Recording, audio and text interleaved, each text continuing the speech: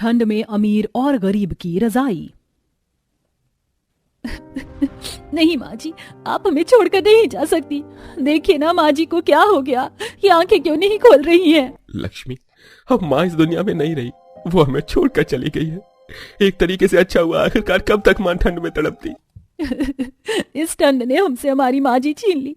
आखिरकार कब तक यह ठंड हमें यूं तड़पाएगी?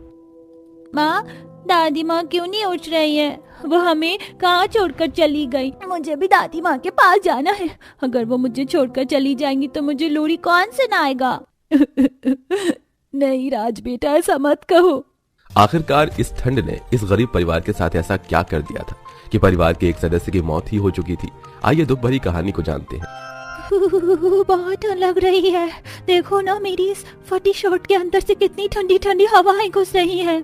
हाँ माँ, बहुत ज्यादा ठंड है। मुझसे तो ये ठंड बिल्कुल भी बर्दाश्त नहीं हो रही है।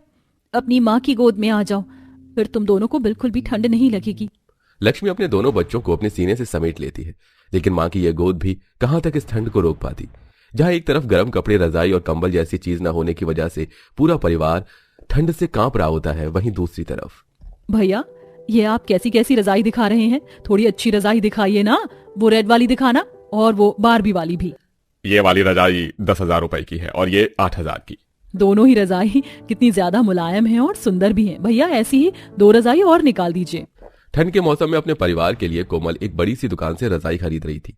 वो 4 रजाई की कीमत कम से कम 30 से 35,000 रुपए के बीच में होती है, जिन्हें लेकर कोमल अपने बड़े से घर में आती है। आपने मेरे लिए बारबी वाली रजाई ली है ना? मुझे बारबी वाली रजाई ही चाहिए। हाँ मेरी प्रिंसेस, मैंने तेरे लिए बारबी वाली ही रजाई ली है। ये लो, इसके अंदर तुम्हारी बारबी वाली रजाई है। कोमल अपनी बेटी को रजाई देकर अपनी रजाई लेकर कमरे में आती है और उसे ओढ़कर आराम से बैठ जाती है। स्वेटर और इतनी मोटी जैकेट पहनने के बावजूद भी बाहर कितनी ज्यादा ठंड लग रही थी, लेकिन अब देखो, इस रजाई के अंदर तो मानो जैसे सारी ठंड छू मंतर हो गई है। कितना मजा आ रहा है रजाई के अंदर। इसलिए तो मुझे ठंड का मौसम इतना पसंद है। ठंड के मौसम में इस तरह को रजाई में बैठकर आराम करने का मजा ही कुछ और है। घर में कुछ भी नहीं बचा है क्या ओढ़ने को? बहुत कपकपी लग रही है। देखो तो जरा, मेरा शरीर कैसे बर्फ की तरह ठंडा पड़ गया है। मैंने रजाई की बात की थी, लेकिन ठंड इतनी ज्यादा है कि रजाइयों के दाम बहुत ज्यादा बढ़ चुके हैं। छोटी सी रजाई भी 5,000 से कम की नहीं बन रही है। भगवान, ये कैसी मजबूरी है। ठंड में मेरा पूरा परिवार ठंड से कांप रहा है, लेकिन हमारे पास ओढ़ने को एक रजाई तक भी नहीं है। सही कहा था किसी ने, गर्मी हो या बारिश या चाहे ठंडी, लेकिन कोई भी मौसम किसी भी गरीब के लिए नहीं होता, क्योंकि हर एक मौसम में तो गरीब को परेशानियों से जूझना ही पड़ता है।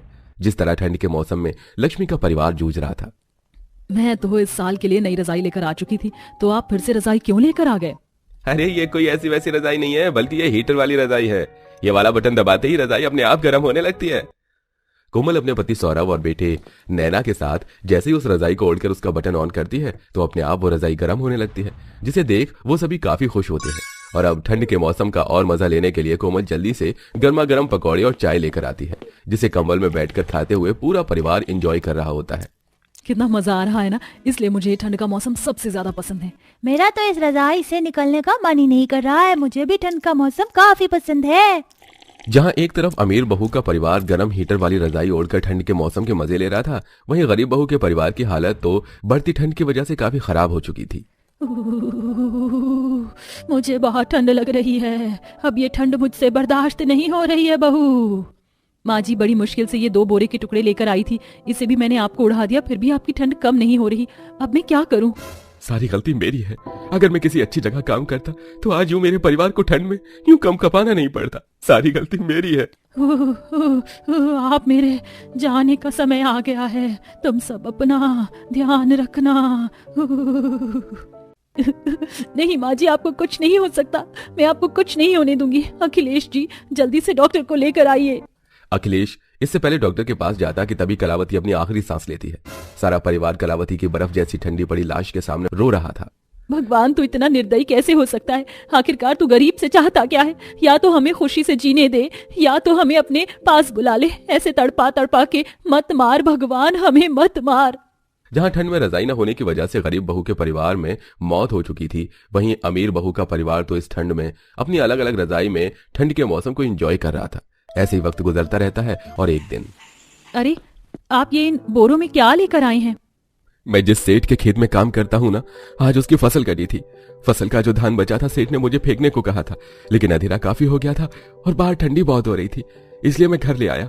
सुबह जब काम पर जाऊंगा तो इन्हें फेंकता हुआ चला जाऊंगा। आज की रात ठंड की सबसे भयानक रात है। बर्फीली ठंडी हवाओं के चलने के साथ साथ अब बाहर हल्की हल्की बर्फबारी होने लगी थी, जिसके चलते घर के अंदर भी पूरे परिवार की ठंड से कपकपी छूट रही थी। आज आज आज गर्म रजाई ना सही, लेकिन कुछ तो करो, बहुत ठंड लग रही है।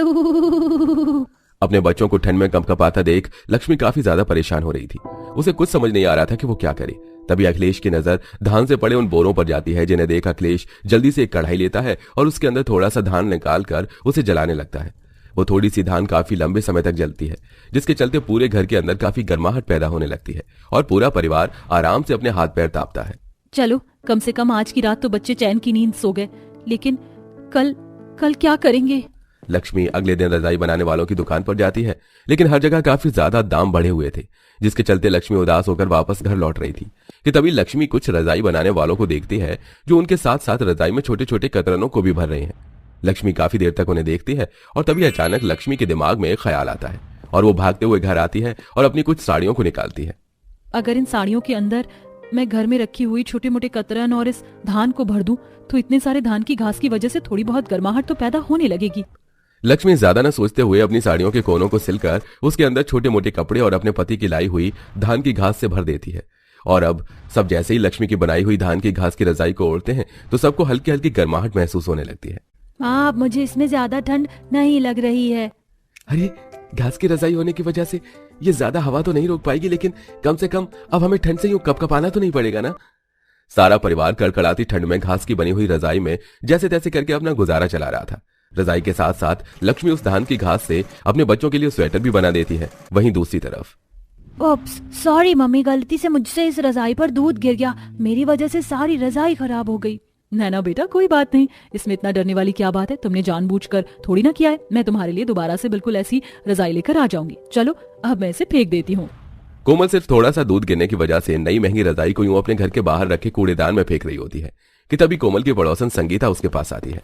अरे कोमल, तो ये रजाई को कूड़ेदान में क्यों फेंक रही है? दिखने में तो काफी नई लग रही है। नहीं तो है, लेकिन वो नैना के हाथ से इस पर दूध गिर गया, इसलिए इसे फेंक रही हूँ। तू है जो जरा सा दूध गिरने पर पूरी रजाई फेंक रही है, और एक हमारे मोहल्ले में रहने वाली बेचारी लक्ष्मी है, पता है, रजाई ना होने की वजह से ठंड में उसकी सास की मौत हो गई। क्या? लेकिन मुझे तो इस बारे में कुछ भी नहीं पता चला। हे भगवान, हमारे मोहल्ले में इतना सब कुछ हो गया और मुझे कुछ पता भी नहीं चला। संगीता जैसी लक्ष्मी के घर जाती है तो उसकी खिड़की से देखती है कि कैसे उसका परिवार घास की बनाई हुई रजाई में इस कपकपाती ठंड में गुजारा कर रहा है, जिसे देख कोमल को लक्ष्मी के परिवार के लिए काफी बुरा लगता है। और अब एक अमीर बहू गरीब बहू की मदद करने के लिए 4 नई रजाई, हीटर, बच्चों और बड़ों के स्वेटर, जैकेट और खाने पीने की चीज लेकर गरीब बहू के घर जाती है। कोमल जी, आप यहाँ? मुझे आज ही पता चला कि कैसे ठंड में रजाई न होने की वजह से आपकी सास की मृत्यु हो गई। गरीब के साथ इससे ज्यादा बुरा हो ही क्या सकता है। लेकिन आप यहाँ कैसे?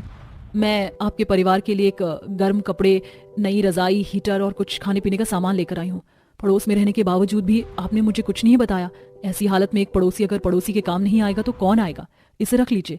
नहीं कोमल जी, आपने इतना सोचा हमारे लिए ही काफी है, इसे मैं नहीं रख सकती। ऐसे कैसे नहीं रख सकती? मैंने कहा ना, एक पड़ोसी ही एक पड़ोसी के काम आती है। जैसे तुम्हारे बच्चे हैं वैसे ही मेरे बच्चे भी हैं। चुपचाप इसे रख लो।